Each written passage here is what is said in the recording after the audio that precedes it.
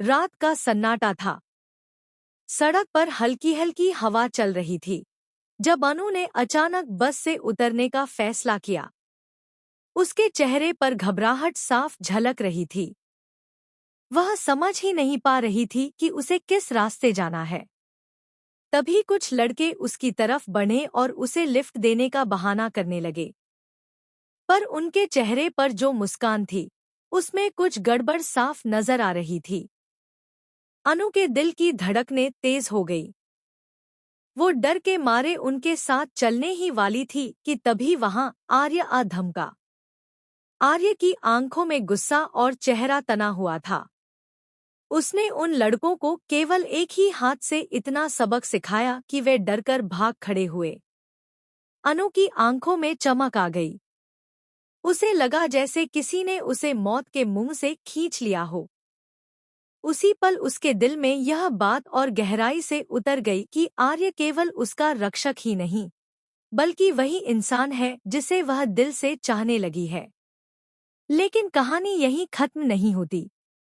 असली खेल तो अभी शुरू होना था।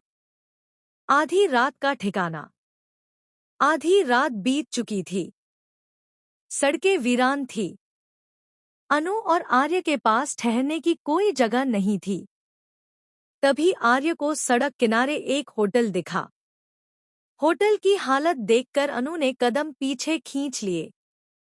टूटी फूटी खिड़कियां, गंदी दीवारें और रिसेप्शन पर बैठा आदमी जो गंदी गंदी नजरें डाल रहा था। अनु असहज हो गई। आर्य, यहाँ नहीं रुक सकते हम, उसने डरते हुए कहा। आर्य ने गहरी सांस ली और बोला, अनु, अब कोई और रास्ता नहीं है। सुबह तक हमें यहीं रुकना होगा। होटल का रिसेप्शनिस्ट घटिया इशारे करता रहा। अनु की आंखों में गुस्सा और शर्म दोनों थे। लेकिन आर्य ने उसकी तरफ देखते हुए रिसेप्शनिस्ट को सख्ती से चेतावनी दी, जुबान संभाल कर बात कर, वरना अंजाम बुरा होगा। अनु को आर्य पर और भी भरोसा हो गया। घर में मचा तूफान। इधर अनु और आर्य होटल में थे, उधर घरवालों की हालत खराब थी। अनु का फोन लगातार बंद आ रहा था। आर्य का नंबर भी नहीं लग रहा था। मीरा बेचैन होकर इधर-उधर घूम रही थी। अनु कहाँ गई? कुछ अनहोनी न हो गई हो। वहीं शेंदे ने भी आर्य को ढूंढना शुरू कर दिया। पूरा घर जैसे किसी बड़े तूफान से पहले की खामोशी में डूबा हुआ था। हर कोई सोच रहा था कि आखिर दोनों कहाँ गए हैं। अनकही मोहब्बत। होटल के कमरे में अंधेरा था।